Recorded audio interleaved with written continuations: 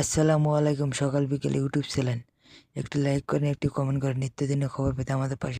Fire সার্ভিসে দুটি unit ঘটনাস্থলে পৌঁছিয়ে আগুন নিভানোর চেষ্টা করেন। আধা ঘন্টা চেষ্টা করার পর আগুন নিয়ন্ত্রণে আনে তারা। ফায়ার সার্ভিসে জানায়, ধোঁয়ায় দম বন্ধ হয়ে ঘটনাস্থলে 3 জনের মৃত্যু হয়। পরে হাসপাতালে নেওয়া হলে আরও 3 জন মৃত্যুবরণ করেন।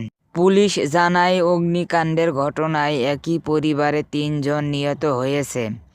আহতদের ঢাকা মেডিকেল কলেজ হাসপাতালে পাঠানো হয়েছে। সিলিন্ডার বিস্ফোরণে আগুনের সূত্রপাত হতে পারে বলে ধারণা করছেন। 3-4 বার হলো আমার দেখা হয়। ও অফিস থেকে আসে, ও এসকেমে জব করে, এসকেমে হেড অফিসে জব করে। এখানে ওর নামে গাড়ি থেকে 11 নম্বর চৌরাস্তা আমিও নামি।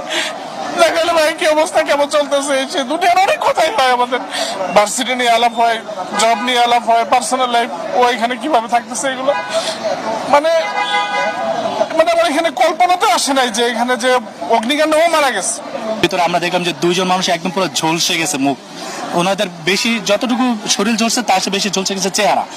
সম্ভবত যে ধুমার কারণে ওরা হয়তো ধুমা দিয়ে দৌড় দিছে, আগুনের ফুলকুলিটা ওনার লেগে গেছে, এটা আমাদের মানে সম্ভবত ধারণা। আমি দেখছি শুধু মানুষ মানে হাহাকার, সবাই বাঁচার জন্য আত্মনাদ করতেছে, হাতগুলো বের করে দিচ্ছে। আমরা শুধু দাঁড়ায় এই ছবি দেখতে পাচ্ছি। আর ফায়ার সার্ভিসের লোক পানি সাপ্লাই দিচ্ছে, কিন্তু গ্রিল কাটতে পারে নাই, তাদের কাছে কোনো যন্ত্র নাই।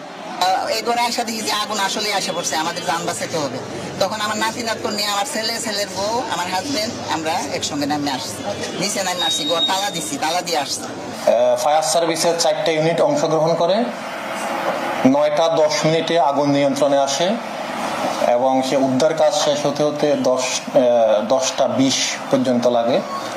আমরা ইতিমধ্যে 6টি মৃত্যুর সংবাদ পেয়েছি, যার মধ্যে 3টি কুয়েত মৈত্রী হাসপাতালে, একটি হলো লুবানা হাসপাতাল, আর একটি হলো উত্তরা স্পেশালাইজড হাসপাতালে, এবং আমরা এইমাত্র একটি সংবাদ পেলাম যে ঢাকা মেডিকেলে একজন মারা গিয়েছেন।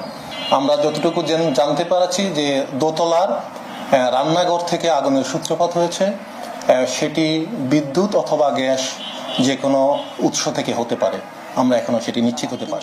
মৃত্যুবরণ করছে এবং সকাল বিকেল ইউটিউব চ্যানেল, একটি লাইক করেন, একটি কমেন্ট করেন নিত্যদিনের খবর পেতে আমাদের পাশে।